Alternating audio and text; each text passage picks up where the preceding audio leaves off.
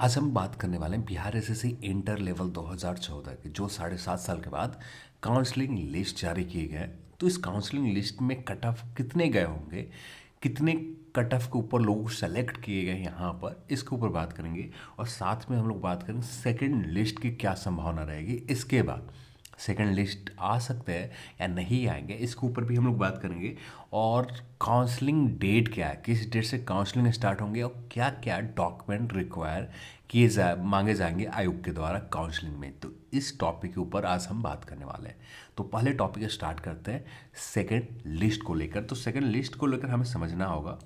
आगे बढ़ने से पहले चैनल पर आप नए हैं तो चैनल को पहले सब्सक्राइब कर लो और साथ में इस वीडियो को लाइक करो और दोस्तों के साथ शेयर करना बहुत ज़रूरी है, तो दोस्तों के साथ शेयर भी करें।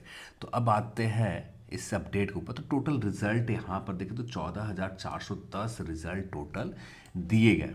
अप्रॉक्स हम कह सकते हैं कि 10% के आसपास, एग्जैक्ट 10% नहीं है पर अप्रॉक्स 10% के आसपास अभ्यर्थियों को बुलाए गए। तो 14,410 अभ्यर्थी टोटल यहाँ पर कॉल किए जा रहे हैं। अब यहाँ पर बात एक चीज़ समझने की होगी, जैसे बहुत सा जगह पर आपने देखा होगा कि कुछ इस तरह से बताया जा रहा है कि सेकंड लिस्ट आने की पूरी तरह से कन्फर्म चांसेस बताया जा रहा है कि सेकंड लिस्ट यहाँ पर आएंगे ही आएंगे सेकंड लिस्ट पर।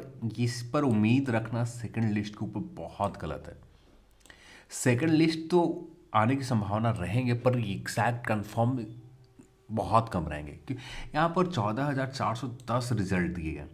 ठीक है, अभी के समय में बहुत सारे ऐसे लोग होंगे, बहुत सारे तो नहीं, बस कुछ ही लोग हैं ऐसे लोग होंगे जो हो सकते हैं किसी और गवर्नमेंट जॉब में सेटल हो चुके हैं, या हो सकते हैं कि बहुत अच्छे प्राइवेट जॉब में सेटल हो चुके होंगे और इनकी संख्या बहुत कम है। बहुत सारे लोगों से मैंने बात की है पर उसके बाद यही समझ निकल कर आ रहा है कि सेकंड लिस्ट की बहुत कम उम्मीद है कि सेकंड लिस्ट जारी किए जाए। यदि सेकंड लिस्ट जारी भी किए जाते तो मैक्सिमम होंगे 500 कैंडिडेट की, 500 कैंडिडेट के आसपास लोगों को बुलाया जा सकते हैं और सेकंड लिस्ट में। और यहाँ पर एक चीज़ और समझने की ज़रूरत है, लोग ज्वाइन तब नहीं करते हैं जब उनकी सिलेक्शन हो जाती है। अब भी यहाँ पर डॉक्यूमेंट वेरिफिकेशन होंगे तो डॉक्यूमेंट वेरिफिकेशन में सभी लोग पार्टिसिपेट करते हैं और यहाँ पर डॉक्यूमेंट वेरिफिकेशन से लोग, यदि यहाँ पर ही लोग पार्टिसिपेट नहीं करते, डॉक्यूमेंट वेरिफिकेशन यानी काउंसलिंग में ही नहीं जाते, तो आयोग को पता हो जाएगा कि हाँ इतने अभ्यर्थी को और सेकंड लिस्ट में बुलाना होगा। पर यहाँ पर तो पता नहीं चलेंगे क्योंकि यहाँ पर सभी लोग अप्रॉक्स हम मान के चलते हैं कि 700-800 अभ्यर्थी ऐसे होंगे कि जो इस डॉक्यूमेंट काउंसलिंग में नहीं जाएंगे, बाकी सभी लोग यहाँ पर काउंसलिंग में आएंगे। तो इतना अभ्यर्थी आयोग को मिल जा रहा है जो इनके आधार पर मेरिट लिस्ट निकाल दे और इन्हीं के फाइनल सिलेक्शन दे दे, तो सेकेंड लिस्ट की ज़रूरत यहाँ पर ही ख़त्म हो जाती है।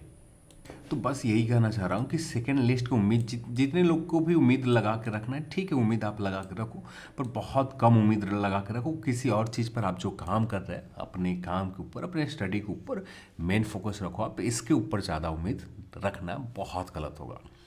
अब बात करते हैं यहाँ पर कट ऑफ के ऊपर।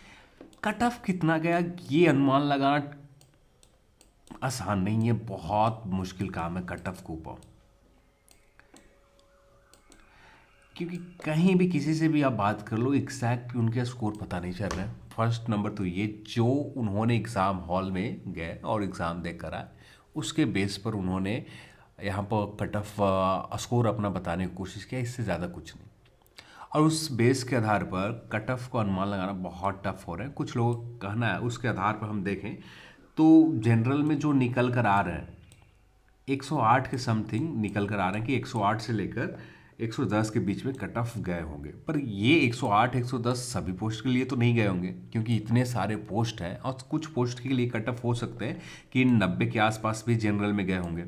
कुछ पोस्ट के लिए तो गए होंगे क्योंकि हमें सारे 13,000 अभ्यर्थियों के रिस्पांस कहीं से एकत्रित नहीं हो रहे हैं। बस कुछ लोगों ने जिन्होंने इंटरेस्ट दिखाया, जिन्होंने हाँ बताना चाहा कि हाँ मैंने इतने के आसपास स्कोर किया था, यहाँ पर सिलेक्शन हुए, उस बेसिस पर हम कह सकते हैं कि जनरल के कट ऑफ 108 के आसपास गए होंगे। पर कुछ पोस्ट ऐसे होंगे जिनके कट ऑफ 90-95 के आसपास गए होंगे।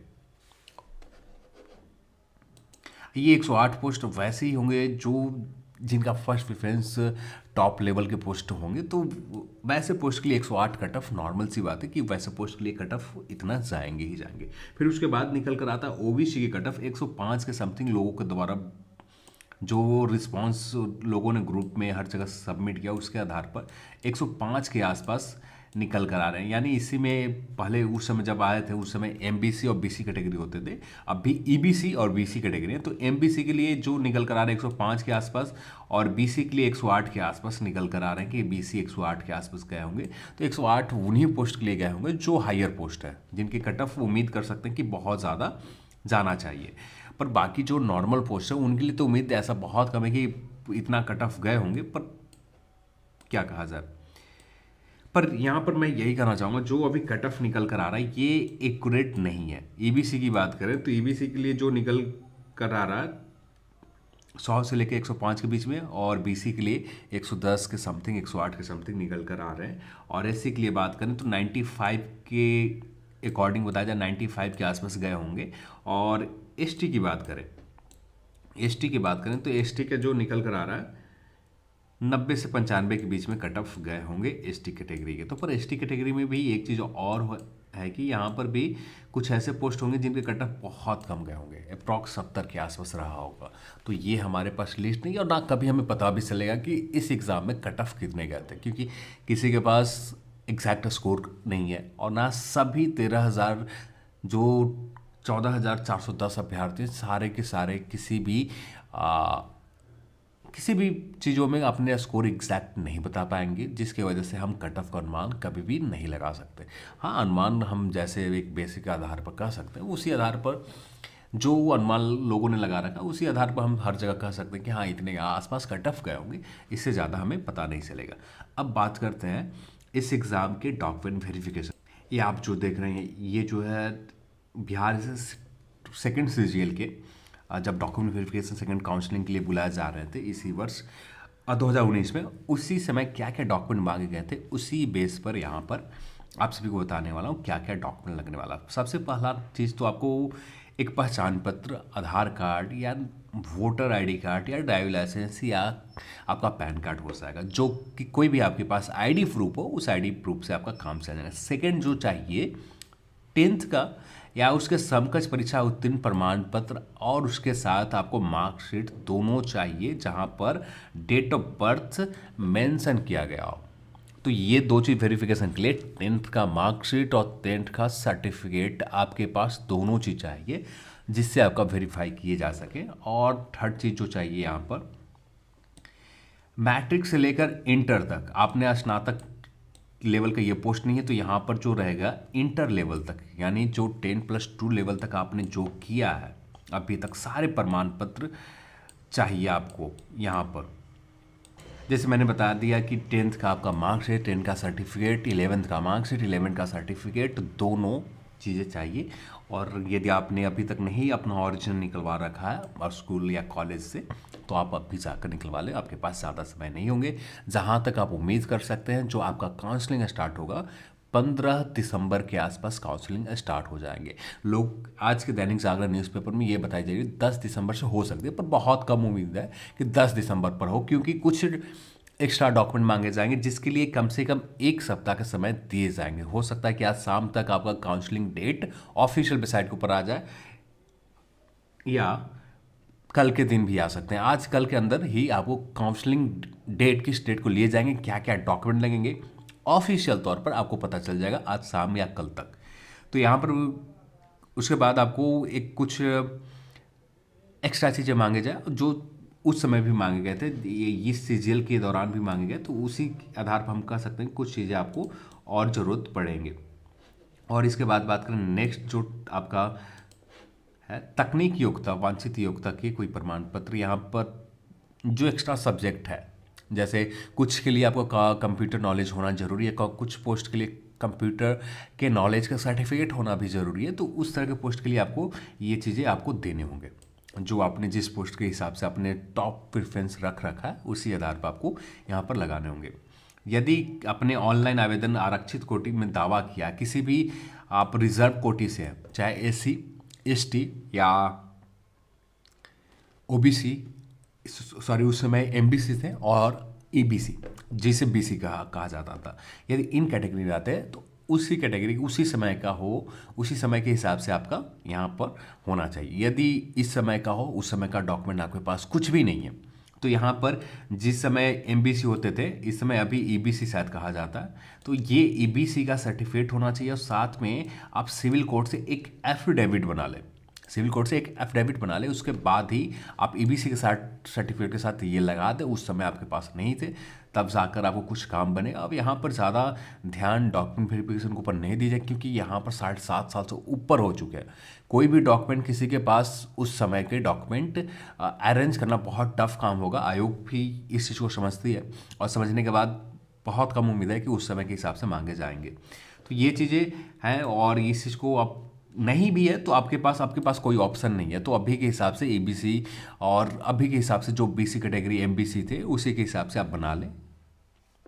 इसके बाद बात करें नेक्स्ट पॉइंट के ऊपर। यदि आपने ऑनलाइन आवेदन जो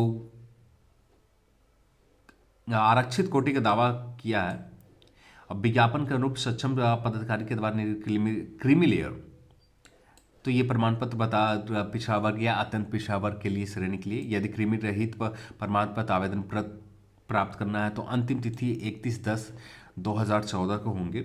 और जो लास्ट तिथि होगा उस समय जो मांगे गए थे 31/10/2014 के हिसाब से मांगे गए थे। तो यहाँ पर भी हो सकता है कि ऐसा कुछ मेंशन किया जाए, पर ये ऑफिशियल तौर पर आज या कल के दिन क्लियर हो पाएंगे।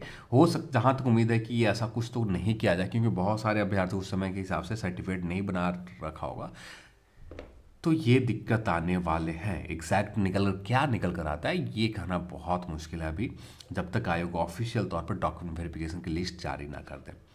और उसके बाद बात करें एससी या एसटी श्रेणी में यदि आप आते हैं, तो इसके लिए भी आयोग सक्षम पदाधिकारी के द्वारा निर्गत जाति प्रमाण पत्र आपको होना चाहिए।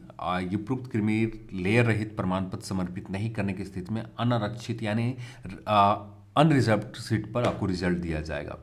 यदि आप दिव्यांग हैं, उनके संबंधित भी आपको समकक्ष प्रमाण पत्र आपको देने होंगे उसी के हिसाब से। जब आपने फॉर्म अप्लाई किया था, ये आपका उसी समय के हिसाब से होना चाहिए।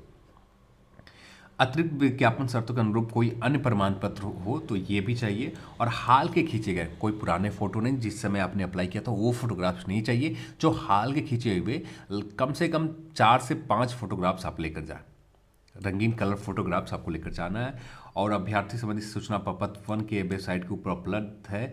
तो ये चीज़ें बताई गए हैं। एक्स्ट्रा जो डॉक्यूमेंट मांगे गए थे, ये कुछ इस तरह के डॉक्यूमेंट मांगे गए थे सीजीएल के समय।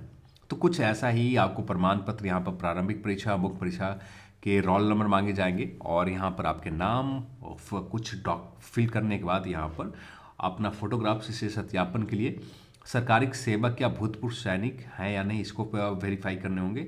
और उसके बाद ये सारी चीज़ों को फिलअप करने के बाद आपको मैट्रिक और सारे कब उत्तीर्ण किया था, संस्था क्या नाम है, किस सब्जेक्ट से आते थे, और कितने अंक है आपके पास, और कितने प्रतिशत है, और किस श्रेणी में आपने क्वालिफाई किया था, ये। और उम्मीदवार के हस्ताक्षर, आयोग के कार्यालय उम्मीदवार के हस्ताक्षर और तिथि यहाँ पर।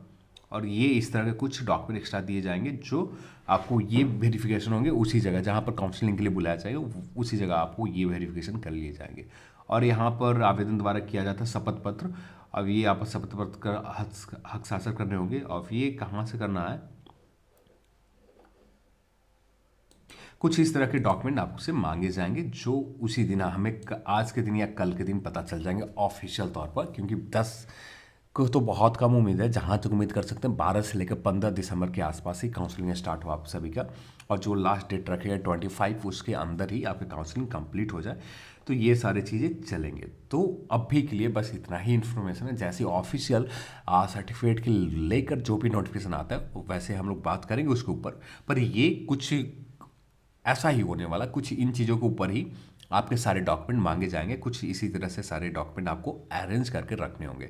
यदि इनमें से जैसे मेन जो आपका डॉक्यूमेंट आपको जो टॉप पर है, ये सारे डॉक्यूमेंट आपको अब भी अरेंज करके रख लेना चाहिए। आपके पास बहुत समय है, कम से कम 1 सप्ताह का समय तो है। 1 सप्ताह में आप अरेंज करना चाहें आप रख लें और उसी समय का डॉक्यूमेंट हो तो बहुत अच्छा, नहीं है तो एक कोर्ट से, सिविल कोर्ट से एक एफिडेविट बनवा कर अपने जो जिस कैटेगरी में आते हैं उस कैटेगरी के हिसाब से क्या रीज़न थे उस रीज़न का, और साथ में उस रीज़न के देने के बाद सिविल कोर्ट से आपका एफिडेविट बन जाएंगे और ज़्यादा कोई दिक्कत नहीं आएंगे। जहाँ तक उम्मीद है तो कोई दिक्कत बहुत कम ही आएगा, क्योंकि बहुत सारे लोग हैं, आप ही सिर्फ स्पेशल नहीं हो कि आप ही के पास ये डॉक्यूमेंट नहीं है, बहुत सारे लोग हैं जिनके पास ये डॉक्यूमेंट नहीं होंगे उस समय के हिसाब से। तो और यदि होते भी हैं तो बहुत साल हो चुके हैं, 7.5 साल भी हो चुके हैं, तो डॉक्यूमेंट सही सलामत है या नहीं इसको लेकर भी आप लगा सकते हैं। सिविल कोर्ट से आप बनवा लेंगे तो काम बन जाएगा यहाँ पर, क्योंकि इतने साल हो चुके हैं तो चोरी भी हो सकते हैं, भुला भी सकते हैं वो सारे डॉक्यूमेंट, तो यहाँ पर वो सारी चीज़ें आते हैं और